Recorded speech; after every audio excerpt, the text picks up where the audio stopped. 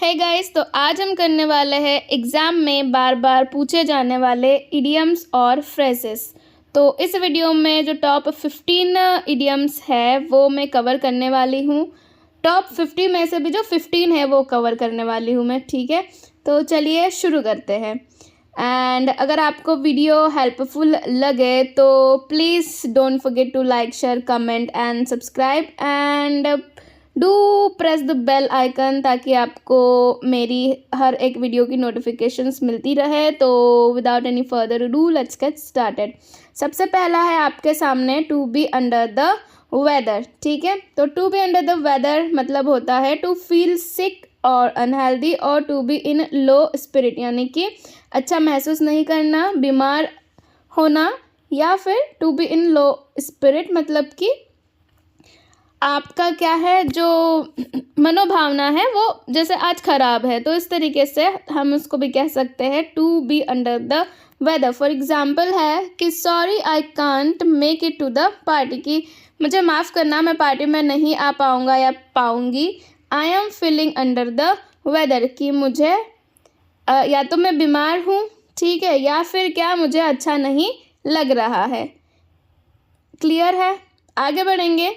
To smell a rat, to smell a rat का मतलब होता है सस्पेक्ट अ ट्रिक और डिसीट, डिटेक्टेड समथिंग रॉन्ग, या फिर have a reason to suspect something. Hindi में हो जाएगा इसका अर्थ दाल में काला होना या फिर संदेह होना, किसी चीज़ का क्या होना, संदेह होना। To smell a rat.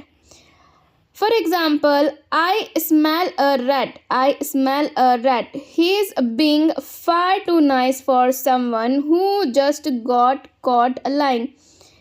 कि मुझे तो कुछ दाल में काला लग रहा है, क्योंकि क्या हुआ कि वो क्या हुआ, अभी उसका झूठ पकड़ा गया, ठीक है, अभी ही उसका झूठ पकड़ा गया और वो क्या कर रहा है, कुछ ज़्यादा ही अच्छा बनने की कोशिश कर रहा है। तो मुझे तो कुछ दाल में काला लग रहा है। I smell a rat. Clear है? थर्ड वाला है once in a blue moon. इसको हम क्या कह सकते हैं हिंदी में, ईद का चांद होना, ठीक है। रेयरली एंड फ्रिक्वेंटली, कभी कभार, ईद का चांद हम इसको कह सकते हैं। फॉर एग्जाम्पल हो जाएगा my dad lives in another country, कि मेरे पिताजी दूसरे देश में रहते हैं। So he visits once in a blue moon, तो वो कभी कभार ही क्या कर पाते, आ पाते हैं, ठीक है।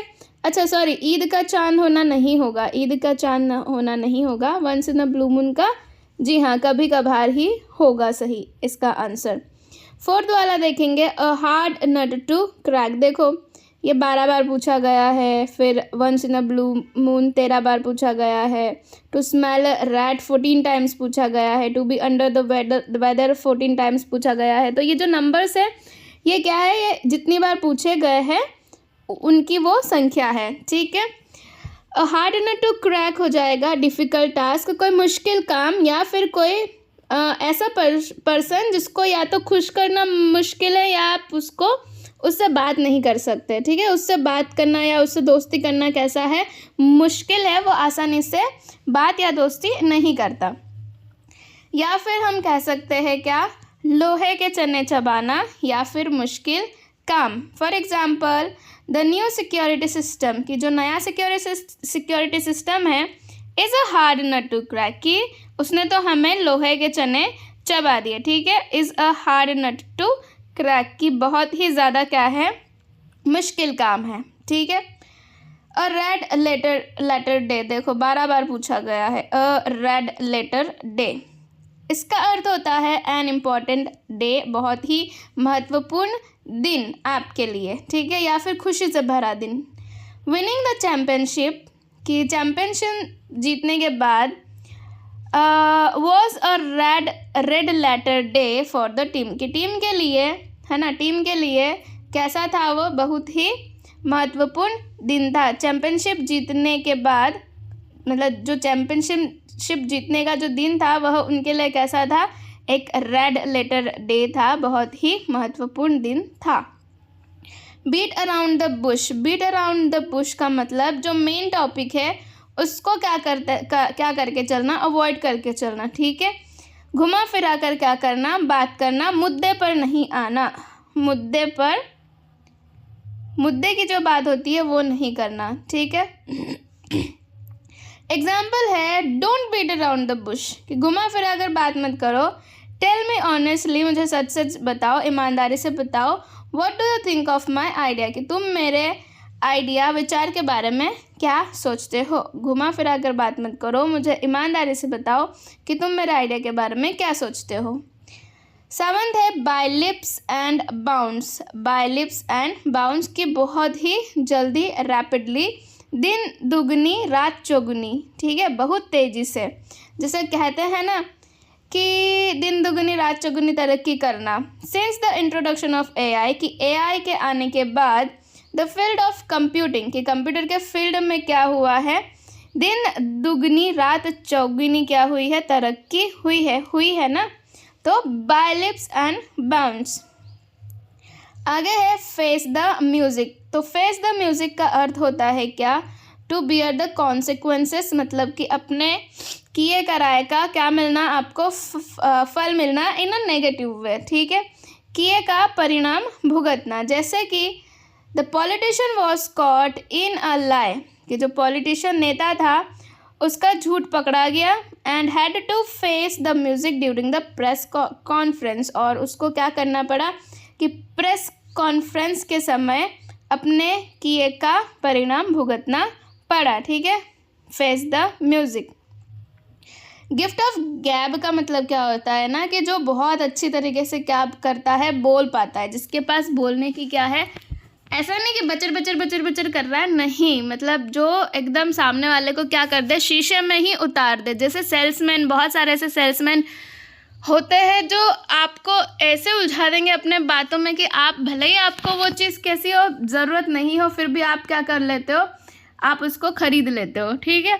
जैसे बीमा करने वाले लोग, तो वो लोग भी क्या होता है, उनके पास क्या होता है, गिफ्ट ऑफ द गैब होता है। नेता लोग होते हैं, है ना, और जैसे जो भाषण वाषण देते रहते हैं, लेक्चरर्स होते हैं, उनके पास क्या होता है, गिफ्ट ऑफ द गैब होता है। जैसे कि she has the gift of the gab, so she'd be great sales person, कि उसके पास क्या है, वाक्पटुता की क्षमता है, तो वह क्या कर सकती है, वह एक अच्छी सेल्स पर्सन बन सकती है, ठीक है। चले आगे बढ़ेंगे। Spill the beans, spill the beans का मतलब होता है कि कोई सीक्रेट, कोई राज क्या कर देना, बता देना, अनजाने में भेद खोल देना, ठीक है, कोई राज का उगल देना। कि we were trying to keep the surprise party a secret, कि हम सरप्राइज पार्टी को एक राज रखना चाहते थे, बट माई लिटिल ब्रदर, पर मेरे छोटे भाई ने क्या कर दिया, स्पिल्ड द बीन्स, उसने राज खोल दिया, to the birthday girl, birthday girl के सामने उसने जाकर पोल क्या कर दी, खोल दी, ठीक है, स्पिल द बीन्स।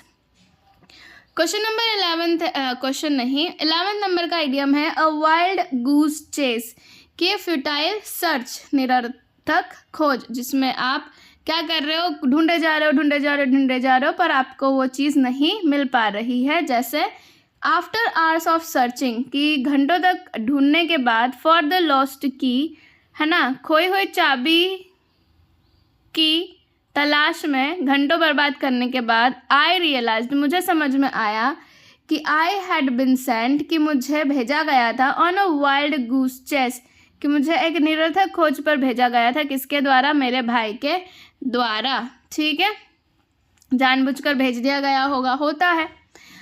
बरी द हैचेट का मतलब क्या होता है, बरी द हैचेट देखो एक क्या कह सकते हैं, वेपन होता है, हाँ, इस तरीके के, जैसे हमारे पास दाव होता है ना, दाव, उस टाइप से क्या होता है, हैचेट एक हथियार होता है, ठीक है।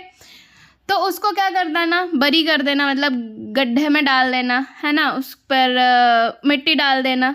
तो इसका मतलब क्या हुआ कि टू मेक पीस, झगड़ा ख़त्म करना, आपस का जो कलेश था उसको क्या कर देना, ख़त्म कर देना। तो they had a big argument, उनके बीच में बहुत बड़ी बहस हुई, पर agreed to bury the hatchet, पर उन्होंने क्या सुलह करने का सोचा एंड रिमेन फ्रेंड्स, और उनकी दोस्ती मतलब वो दोस्त बने रहे, ठीक है। बरी the hatchet through thick and thin, through thick and thin का मतलब होता है in good times and bad times, ठीक है। हर हाल में, कि जैसे हस्बैंड वाइफ फेरे के टाइम पे लेते हैं कि मैं, जैसे क्रिश्चियंस में होता है वो लोग वाव लेते हैं, है ना। तो उसमें वो लोग क्या बोलते हैं, in good times and bad times, good health and bad health. तो क्या होता है कि कैसी भी परिस्थिति हो उसमें वो क्या करेंगे, एक दूसरे का साथ देंगे। जैसे she promised to stand by him through thick and thin, कि उसने वचन दिया कि वह हमेशा उसके सुख दुख में क्या करेगी, खड़ी रहेगी। To read between the lines, to read between the lines का मतलब क्या होता है कि हिडन मीनिंग, छुपा हुआ अर्थ क्या करना, निकालना, अनकहे भाव को क्या करना, समझना। जैसे कि when she said she was fine, कि उसने जब कहा कि वह ठीक है, I read between the lines, कि मैंने वो क्या बोलना चाहती थी उसकी भावनाओं को समझ लिया, and knew she was upset, और मुझे पता चल गया कि वह कैसी है, दुखी है, ठीक है। लास्ट है अ bolt from the blue. A bolt from the blue का मतलब होता है कि क्या, समथिंग अनएक्सपेक्टेड एंड अनप्लीजेंट, जो कैसा हो, अनएक्सपेक्टेड तो है बट अनएक्सपेक्टेड चीज़ें कभी कभी अच्छी भी हो जाती है, बट यहाँ पर क्या बोल रहा है वो, अनप्लीजेंट बोल रहा है, मतलब जो अच्छी नहीं है और अचानक से घट गई हो।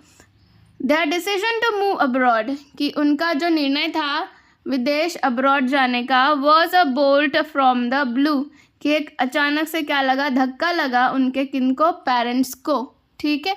Their decision to move abroad was a bolt from the blue, कि अचानक उनके पेरेंट्स को क्या लग गया, धक्का लग गया, ठीक है। आई होप आपको ये 15 जो है वो इडियम से समझ में आए हो, और इसके बाद हम फिर नेक्स्ट के जो बचे हुए हैं वो करेंगे, ठीक है। And if you find this video helpful then let me know in the comment box. I'll see you in my next video. तब तक के लिए bye and keep watching.